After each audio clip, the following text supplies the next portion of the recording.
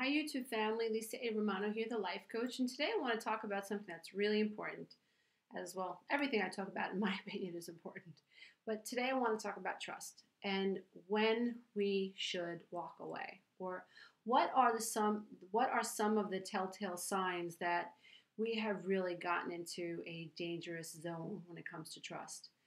In my practice, what I've noticed is that a lot of people struggle with trusting their feelings when it comes to trusting other people or not trusting other people. For instance, I've had a number of clients throughout the year who have said, I don't trust him or I don't trust her, and I'm struggling with that.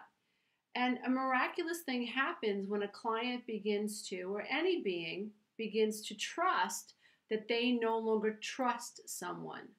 Now, let's talk about some particulars. So let's say that I'm married and up until, I don't know, 5, 6, 7 years into my marriage, I believed that I could trust my husband.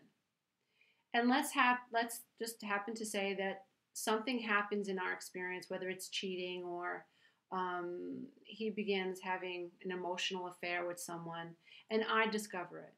At that point, I no longer trust him. And what I have to decide for myself is, can I go on in this relationship with this person knowing that I don't trust him? Now, the kind of person that I am, I can't do that. If I can't trust you, then I can't wake up next to you every day. I just can't do I can't do that because I need to be in balance and I need to feel no anxiety in relation to a relationship. So in other words, when trust is broken and I now have to worry, or I am now finding myself worrying that, whenever you walk out the door, I no longer know what you're going to do or who you're going to be with or what's going to happen next. Before me finding out about this incident that happened, I didn't have that anxiety. But now that I have those anxieties, and now it's in my head that I can't trust you, now I can't be with you anymore because I can't live in that zone. And so for me, that's how I look at trust in terms of a relationship and when someone violates that boundary. For some other people, it might be, he told me he wasn't going to drink anymore, and I found out that after work he does drink. He told me, or she told me, she wasn't going to smoke pot anymore, and I'm finding out that she's having a joint or he's having a joint every day before he leaves the house. And he told me he wasn't. So when someone violates your trust, it's so important that you understand that they violated your trust and now you no longer trust that person. I hope I'm making myself clear because a lot of people don't trust the fact that they no longer trust the person who broke their trust. So the goal, dear ones, is really to come into alignment with what feels right in your body. What is your being trying to tell you?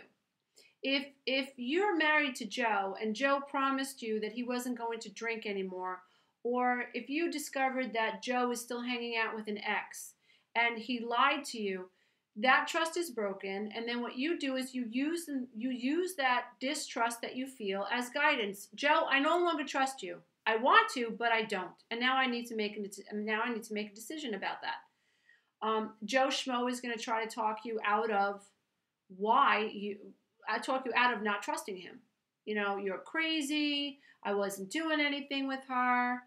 And what will happen is when you're in a situation like that where someone does something and they break your trust and you confront them, very common for them to try to talk you out of not trusting very common to try to talk you out of not trusting them.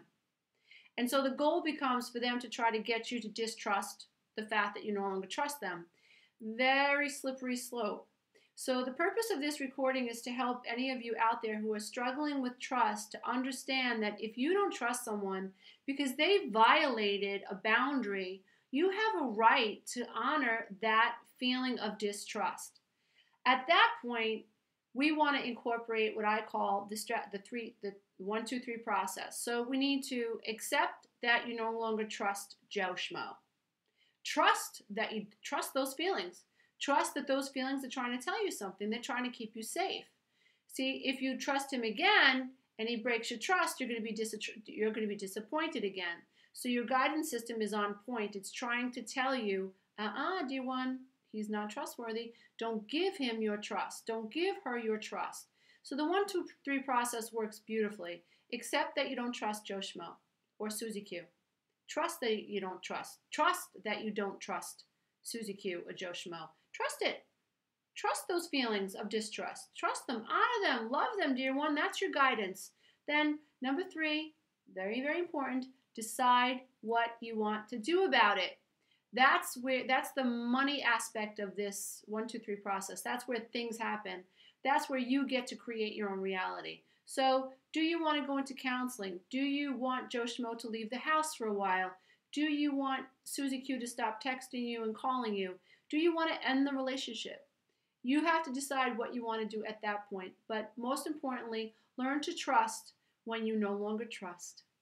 Namaste. I would like you to check out my stuff at www.healingselfesteem.com. Also, www.adultchildofalcoholiclifecoach.com, where there are free downloads. Please also check out my stuff at audible.com. They will actually allow you to download my books for free if you sign up for a free trial, which is kind of cool. I think that's awesome. So I really don't know the particulars, but I know that if you sign up with audible.com, they will allow you to get an audiobook for free. So I have currently 4 audiobooks for free available there right now. I look forward to hearing from you. Keep your questions coming. Bye.